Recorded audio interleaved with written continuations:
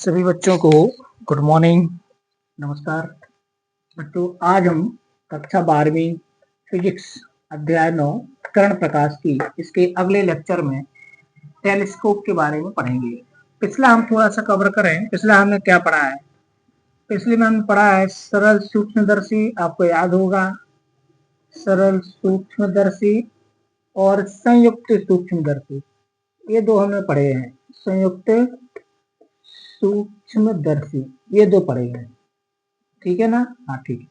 हम इसमें अंतर देख लेते हैं थोड़ा सा, क्योंकि आजकल क्या हो रहा है, परीक्षाओं में इनमें डिफरेंसेस ज्यादा पूछे जाते हैं कम नंबरों में, तो हम थोड़ा सा इसके अंतर देख लेते हैं, ठीक है ना? अंतर क्या है, जैसे कि हमने पूरा का पूरा पढ़ लिया तो कम से कम 3 अंतर हमें पता हो, इससे ज्यादा का एक क्वेश्चन परीक्षा में आता नहीं है।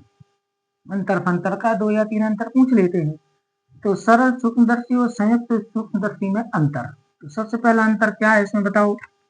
इसमें एक लेंस होता है, इसमें एक लेंस या एक अभिसारी लेंस का प्रयोग होता है, एक उत्तल लेंस का प्रयोग होता है, लेंस का प्रयोग होता है। उसमें बताओ कितने थे, याद करो कितने थे?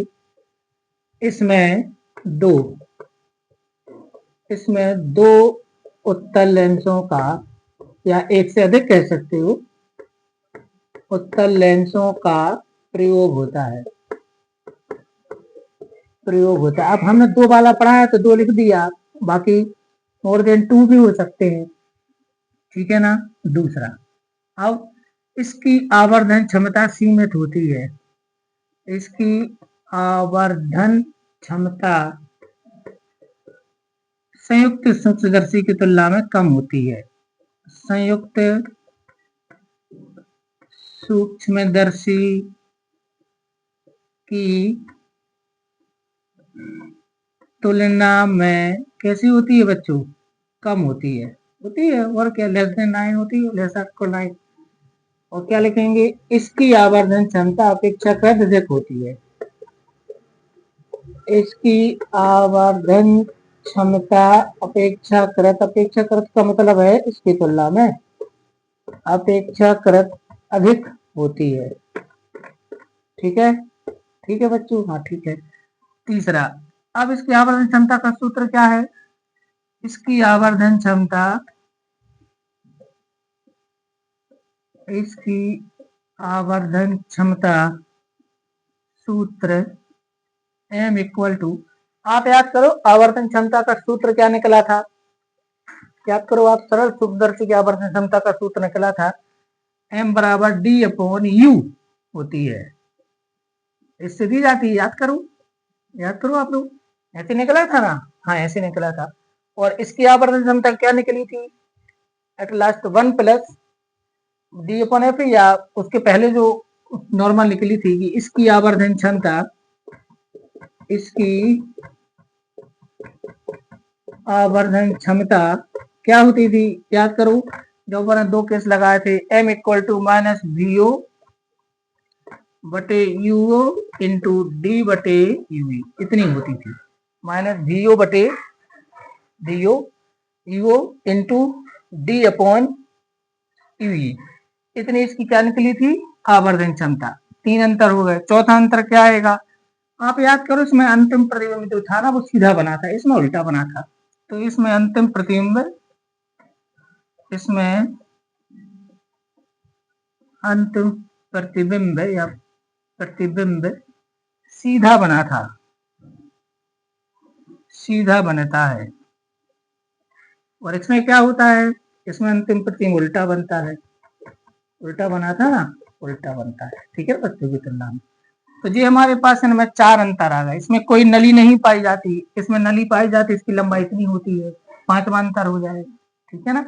तो ये हमारे पास इसके 4-5 अंतर हैं। अब आप अपने हिसाब से इनको मैनेज कर लेना, क्योंकि अगर अपन ने सरल सूक्ष्मदर्शी और संयुक्त सूक्ष्मदर्शी अच्छे तरीके से पढ़ा हुआ है तो फिर आप इसमें अंतर भी बहुत नॉर्मली लिख सकते हैं, ठीक है ना? अब हमें पढ़ना है आज से दूरदर्शी के बारे में। दूरदर्शी, ठीक है? दूरदर्शी, ये देखते हैं ये क्या है। अब दूरदर्शी, तो दूरदर्शी वह प्रकाश के यंत्र है जिसका प्रयोग दूर स्थित वस्तुओं को देखने के लिए किया जाता है। परिभाषा अगर आएगी तो क्या बोलेंगे, दूरदर्शी वह प्रकाश एक यंत्र है जिसका प्रयोग दूरस्थ वस्तुओं को स्पष्ट देखने के लिए किया जाता है। ठीक है ना। ये दो प्रकार के होते हैं बच्चों, एक कहलाते हैं अपवर्तक दूरदर्शी,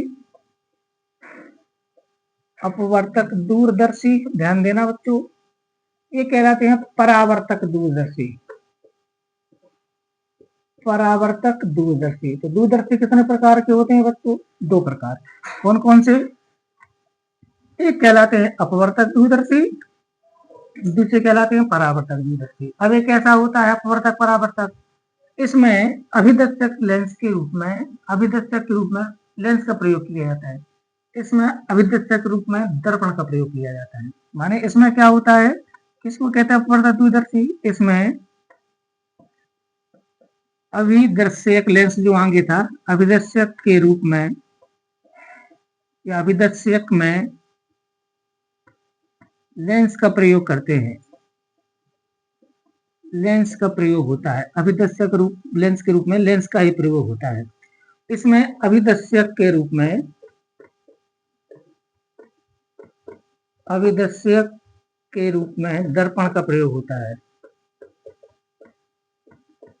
दर्पण। तो ये मेन आपको इसमें मेन शब्द मिल जाता है कि इसको अपवर्तक क्यों कहते हैं।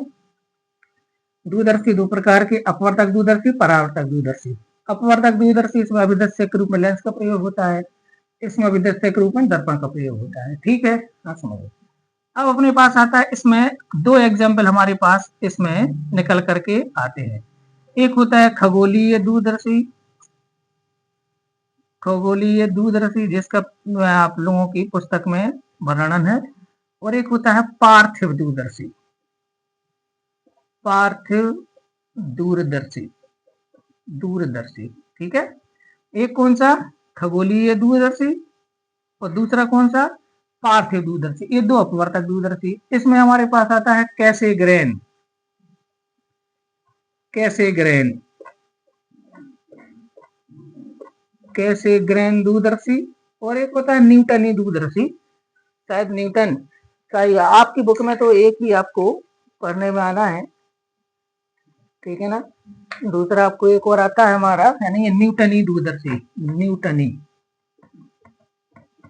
न्यूटनी दूरदर्शी। ठीक है, तो ये आपके दो दो नाम, इसके एग्जाम्पल याद रखना है। दूरदर्शी की पूरी थोड़ा सा जो है द्रक्षारिक देखे बस। दूरदर्शी क्या कहलाता है, वह प्रकाश एक यंत्र जिसका प्रयोग दूरस्थ वस्तुओं को स्पष्ट देखने के लिए किया जाता है, दूरदर्शी कहलाता है। सामान्यतः दो प्रकार के होते हैं, एक अपवर्तक दूरदर्शी, दूसरे परावर्तक दूरदर्शी। अपवर्तक दूरदर्शी वे कहलाते हैं जिसमें अभिदर्शक के रूप में होता है, यानी कि लेंस का प्रयोग होता है। और परावर्तक दूरदर्शी वे कहलाते हैं अभिदर्शक के रूप में दर्पण का प्रयोग होता है। इसमें आपको एग्जाम्पल होगा खगोलीय दूरदर्शी, पार्थिव दूरदर्शी। इसके एग्जाम्पल होगा कैसेग्रेन दूरदर्शी, न्यूटनी दूरदर्शी। अब एनसीईआरटी में आपको दो पढ़ना है, एक ये पढ़ना है और एक ये पढ़ना है, दो पढ़ना है।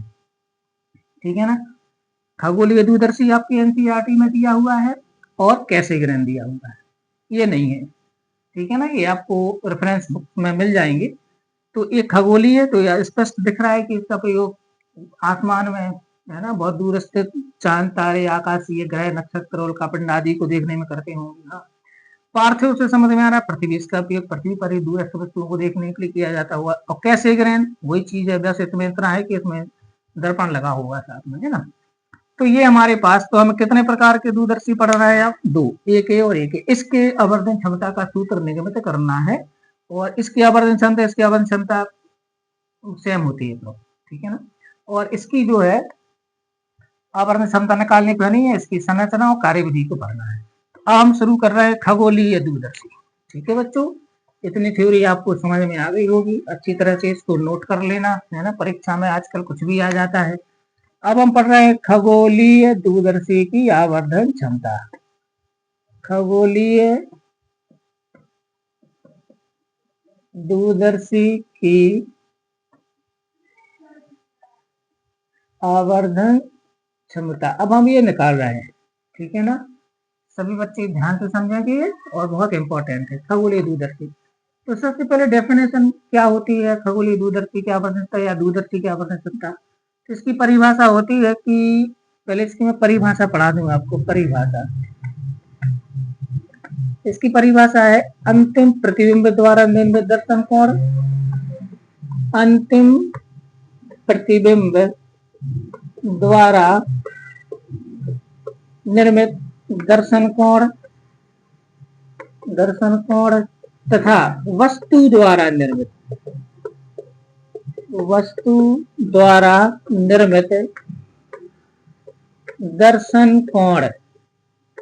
दर्शन कोण के अनुपात को दूरदर्शी की आवर्धन क्षमता कहते हैं। आवर्धन क्षमता कहते हैं, ये इसकी परिभाषा है। अब अंतर क्या आया, जैसे हमने उसके पहले सूक्ष्मदर्शी की परिभाषा पढ़ी थी तो उसमें क्या रखा था, अंतिम प्रतिबिंब द्वारा निर्मित दर्शन कोण तथा स्पष्ट दृष्टि की न्यूनतम दूरी पर स्थित वस्तु द्वारा निर्मित दर्शन कोण, ये शब्द था। पर इसमें स्पष्ट दृष्टि का कोई उल्लेख नहीं है, ये ध्यान रखना है, ठीक है ना। बहुत सिंपल सी परिभाषा है, क्या, अंतिम प्रतिबिंब द्वारा निर्मित दर्शन कोण तथा वस्तु द्वारा निर्मित दर्शन कोण के अनुपात को दूरदर्शी की आवर्धन क्षमता कहते हैं। ठीक, ये इसकी परिभाषा होती है, आपको ध्यान रखना। अब हम वो निकालेंगे आवर्धन क्षमता, तो वहां पर सीधे इसको परिभाषा को प्रयोग करेंगे। m बराबर वही रहेगा बीटा बटे अल्फा। खगोलीय दूरदर्शी का एक चित्र किरण आरेख बना रहा हूं मैं, तो जरा ध्यान दे रहा। इसमें क्या होता है, अभिदर्शक लेंस पतला व बड़ा होता है। बात ध्यान से सुनते जाना क्योंकि अंतर में चाहिए पड़ेंगी फिर। और जो अभिदर्शक नेत्र लेंस होता है थोड़ा छोटा और मोटा होता है। अंतर समझ में आया पहला। इसका अभिदर्शक लेंस जो है पतला और बड़ा होता है, और जो नेत्र लेंस होता है इसको नेत्रिका या नेत्र लेंस, सिर्फ नेत्रिका भी कहते हैं, यह मोटा व छोटा होता है। दोनों समाक्षीय होते हैं, अर्थात दोनों की मुख्य अक्ष एक ही होती है, ठीक है। अब इसमें होगा क्या, ये अनंत से जो वस्तु आए किरण प्रकाश करें आएंगी, तो हम जानते हैं अनंत से आने वाले प्रकाश करें समांतर होती हैं, तो ये समांतर किरणें आएंगी अनंत से, ठीक है। हाँ ठीक है, ये आ रही है ना। अब ये जो प्रकाश किरण से वस्तु कहाँ पर है, वस्तु कहाँ पर है, अनंत पर है वस्तु, ठीक है ना। तो यहाँ से ये प्रकाश किरण आई और ये जैसे लेंस पर आएगी तो यहाँ से मुड़ जाएगी और ये सीधी निकल जाएगी, तो यहाँ पर आकर के मिल जाएगी, ठीक है। हाँ तो ये जो प्रतिबिंब आपका ये नहीं मोड़ना है, ये बिल्कुल सीधी आ जाए, ठीक है ना। तो यहाँ पर क्या होता है कि ये जो प्रतिबिंब है ये कहाँ बनेगा, भाई आप पढ़ चुके ना, ये वस्तु अनंत पर हो तो प्रतिबिंब फोकस बनता है, फोकस पर। लेकिन यहाँ तो थोड़ा सा बड़ा बन गया तो हम बोलेंगे फोकस तल पर बनेगा, यानी कि यहाँ से यहाँ तक की दूरी इसकी फोकस दूरी के बराबर होगी। तो वस्तु अनंत पर तो प्रतिबिंब फोकस पर बनेगा, उसी को बोलेंगे फोकस पर या फोकस तल पर। अगर ये प्रकाश किरण है आपस में समांतर है, मुख्य अक्ष के समांतर नहीं है, तो प्रतिबिंब फोकस तल पर बनता है। और यदि ये प्रकाश किरण मुख्य अक्ष के समांतर है तो फोकस पर ही बनता है। तो ये मैंने आपस में समांतर है, मुख्य अक्ष के समांतर नहीं बनाई है। तो अब यहाँ पर मैंने इसको नाम दे दिया O, ये अभिदर्शक लेंस है, L1 नाम ऊपर दे देते हैं, इसको नाम दे देते हैं, ठीक है ना, O1 नाम दे देते हैं। अब ये बस, अब यहाँ से ये जो प्रतिबिंब बना है ये इसके लिए वस्तु का कार्य करेगा, इसके लिए क्या काम करेगा, ऑब्जेक्ट वस्तु का कार्य करेगा। तो यहाँ से प्रकाश किरण आई और ये सीधी निकल गई और ये सीधी निकल गई, तो ये आगे तो कभी मिलेंगी नहीं। इनको हम पीछे की ओर बढ़ाएं, पीछे की ओर बढ़ाए तो पीछे की ओर आकर के मिलेंगे, है ना। ये पीछे की ओर आकर के इस टाइप से करना, एक बहुत अच्छे से बनाना सीखना बच्चों, इस टाइप से, ठीक है ना। तो अभी भी मेरा प्रॉपर सही नहीं आया है ना, लेकिन अब देख लेना आप लोग। और ये यहाँ पर इसका अंतिम प्रतिबिंब आपको प्राप्त हो जाएगा, ठीक है। तो मैंने इसको नाम दे दिया ए डैश, इसको नाम दे दिया बी डैश, ठीक है। और इस ये अंतिम प्रतिबिंब है तो इसको मैं नाम दे देता हूँ अभी ए डबल डैश और ये बी डबल डैश, ठीक। और इस यहाँ से जो एंगल बढ़ रहा है इसको नाम दे देते हैं बीटा।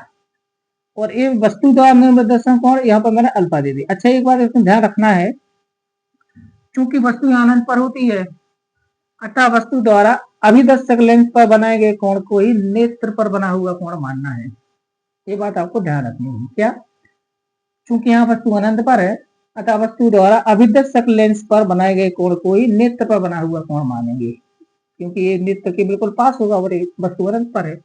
अब ये वाला अल्फा तो ये भी अल्फा होगा। क्यों क्यों होगा अल्फा भैया? इसलिए वो अल्फा क्योंकि शीशा ही में कोण है, दोनों बराबर हो जाएंगे। और ये बीटा हो गया। ये हमारा कर्ण आरेख बन गया इसमें। अब यहाँ से दूरियां अगर मैं स्केलिंग कर दूं दूरियों को, तो यहाँ पर जो दूरियां हैं, ये मैंने इसको ए डबल डैश नाम दिया। यहाँ से जो दूरियां ये है, इसको हम ध्यान देंगे एफ। अब ये वस्तु की दूरी है लेकिन एफ लिख रहे हैं। क्यों लिख रहे हैं बताओ मुझे? क्योंकि वस्तु अनंत पर है तो प्रतिबिंब फोकस पर है, प्रतिबिंब की दूरी। और यहाँ से यहाँ तक आपको देना है ये। ठीक है, वस्तु अनंत पर है ना। अब अपन इसकी आवर्धन क्षमता का सूत्र निकालेंगे। तो अपन लिखते हैं यहाँ पर कि माना वस्तु द्वारा निर्मित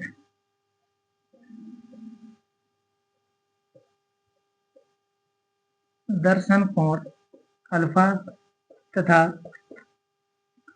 अंतिम प्रतिबिंब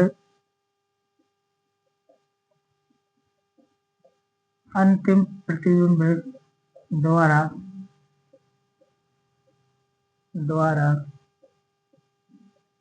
निर्मित दर्शन कोण बीटा है।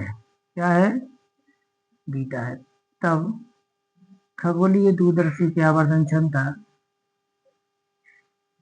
खगोलीय दूरदर्शी की आवर्धन क्षमता जो हो जाएगी m बराबर बीटा बटे अल्फा, क्योंकि हमें पढ़ा है अंतिम प्रतिबिंब में दर्शन कोण और वस्तु दर। अब वही काम, यदि बीटा व अल्फा बहुत छोटे कोण हो, यदि बीटा व अल्फा बहुत छोटे कोण हो, होते ही और बहुत छोटे कोण हो, तब क्या होगा? याद करो क्या था, अपन बीटा को अप्रोक्स 10 बीटा माना था और अल्फा को भी अप्रोक्स 10 अल्फा माना था।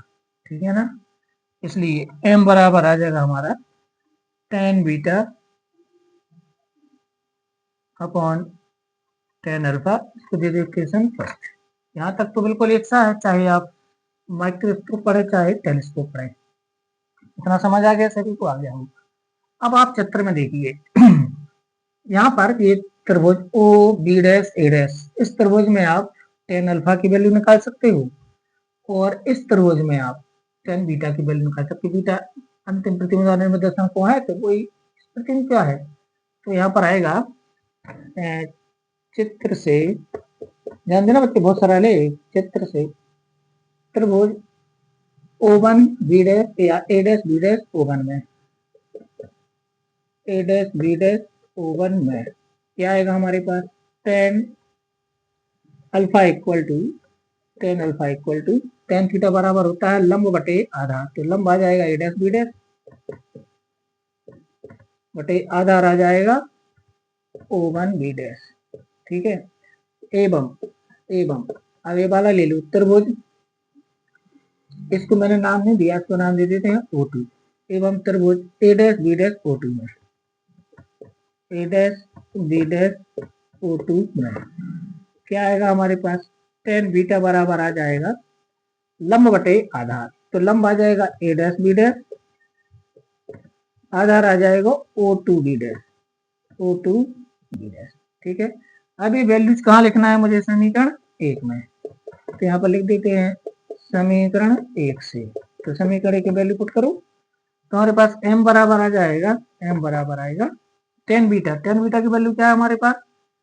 ए डैश बी डैश बटे O2 बी डैश। ठीक है। और 10 अल्फा की वैल्यू क्या है हमारे पास? 10 अल्फा की वैल्यू है ए dash B dash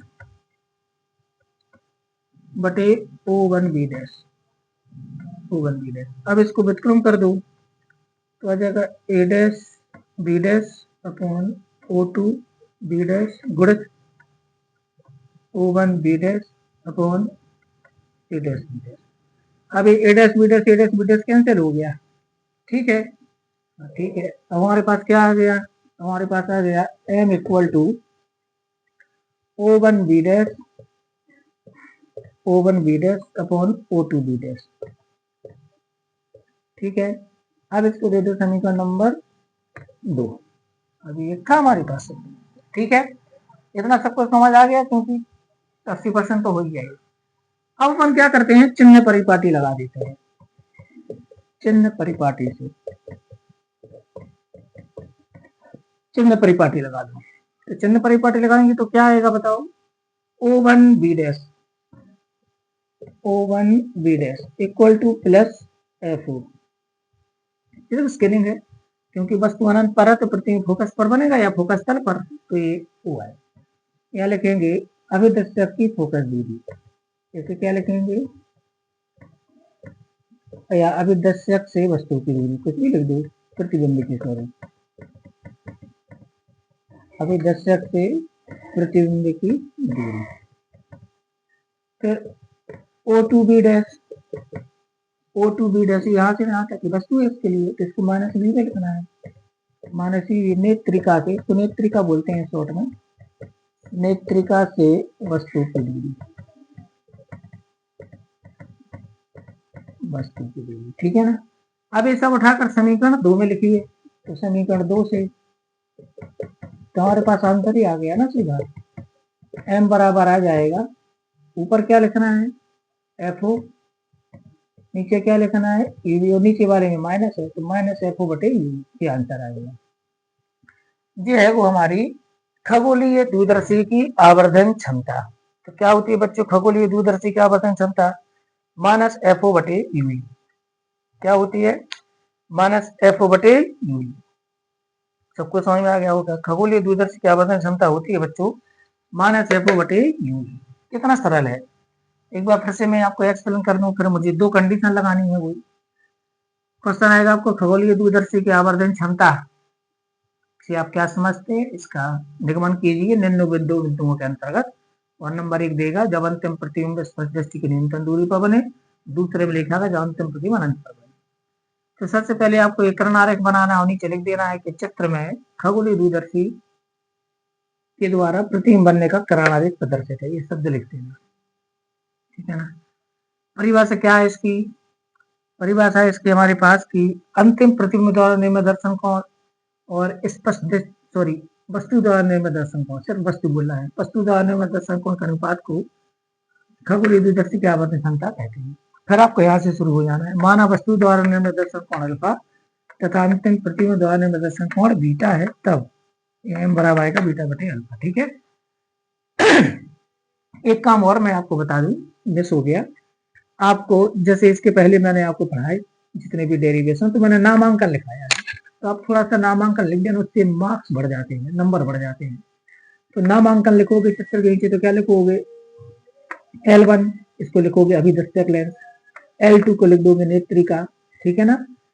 A dash B dash अभिदर्शक लेंस द्वारा वस्तु का वास्तविक प्रतिबिंब, और क्या लिख दोगे, और बाकी O1 इसका प्रकाशक केंद्र, O2 इसका प्रकाशक केंद्र है, बस हो गया इतनी, थोड़ा सा नामांकन आप लिख देना है यहाँ पर, ठीक है। अब ये हमारे पास ये आ गया, अब स्थिति 1 लगाएंगे, स्थिति 1 प्रथम स्थिति, ये 2 स्थितियां आपको लिखनी आएंगी परीक्षा में। प्रथम स्थिति जब अंतिम प्रतिबिंब स्पर्श दृष्टि की न्यूनतम दूरी पर बने, जब अंतिम प्रतिबिंब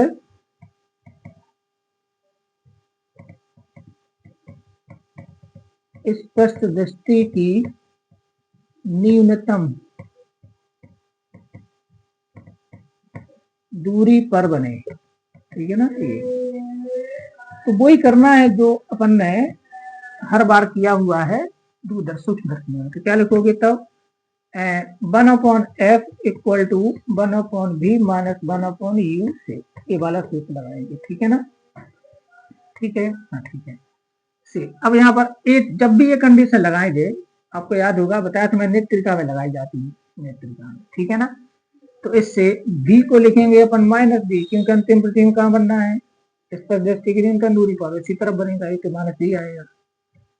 एफ को लिखना है प्लस एफ ई, क्योंकि नेत्रिका में उत्तल लेंस की फोकस दूरी पॉजिटिव होती है, और यू को लिखना है माइनस ई। ये कंडीशन इसमें लगाओ और फिर इससे प्रयोग करेंगे। इसको दे देंगे समीकरण नंबर कौन सा, 3। तो यहाँ से एक करोगे तो 1/FE इक्वल टू आ जाएगा 1/-D माइनस 1/-E। अभी माइनस माइनस तो खत्म ही हो जाएगा ना, तो 1/D को इस तरफ ले आएंगे तो 1/FE इस तरफ ले आओ प्लस 1/D इक्वल टू क्या आएगा 1/E। यही आएगा, नहीं आएगा, आएगा। अब ये वैल्यू यहाँ पर पुट कर दो 1/E की जगह पे, ठीक है। तो यहाँ से हम साफ कर देते हैं थोड़ा सा, क्योंकि हमें चाहिए है, तो आप तो उसको देख ही लेना रिवर्स कर करके अच्छी तरह से। तो समीकरण 3 से यहाँ लिख देते हैं, समीकरण 3 से क्या मिलेगा हमारे लिए, हमें मिलेगा m equal to FO minus FO comma ले लेंगे आप, और ये EV है ना जो 1/EV माना जाएगा, तो 1/EV की वैल्यू लिख दो, तो 1/FE प्लस 1/D इतना आ जाएगा। अब चाहो तो FO का चाहो तो गुणा कर दो, तो क्या आ जाएगा माइनस FO/FE प्लस, या FE को कॉमन ले लो तो अब ऐसा भी लिख सकते हैं माइनस FO/FE और ब्रैकेट में आ जाएगा 1 प्लस FE/D, ऐसा भी लिख सकते हैं। तो ये है इसकी आवर्धन क्षमता। ये कौन सी कंडीशन में है, मैंने क्या किया यहाँ पर FE को नीचे से कॉमन ले लिया 1/FE, तो यहाँ पर ऊपर आ जाएगा गुणा में, गुणा करके देखो इसके अंदर तो 1/FE प्लस 1/D आएगा। इस स्थिति है वो, ये कब निकालना है, ये जब अंतिम प्रतिबिंब स्पष्ट दृष्टि की न्यूनतम दूरी पर बने, तब खगोलीय दूरदर्शी की आवर्धन क्षमता होगी m equal to minus FO/FE और 1 प्लस FE/D, या D लघुत्तम ले लोगे तो D प्लस FE/D।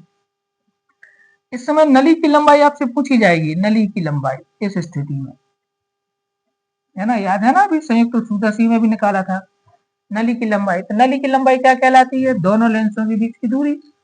तो आप देख लो अच्छी तरह से, यहाँ से यहाँ तक है FO है, और यहाँ से यहाँ तक क्या है EV, तो हो जाएगी FO प्लस EV। इस समय जो नली की लंबाई है वो, दूरदर्शी की नली की लंबाई वो हो जाएगी FO प्लस EV। क्लियर हो गया, हाँ क्लियर हो गया। अब द्वितीय स्थिति आ गई, द्वितीय स्थिति क्या है इसमें, जब अंतिम प्रतिबिंब अनंत पर बने, जब अंतिम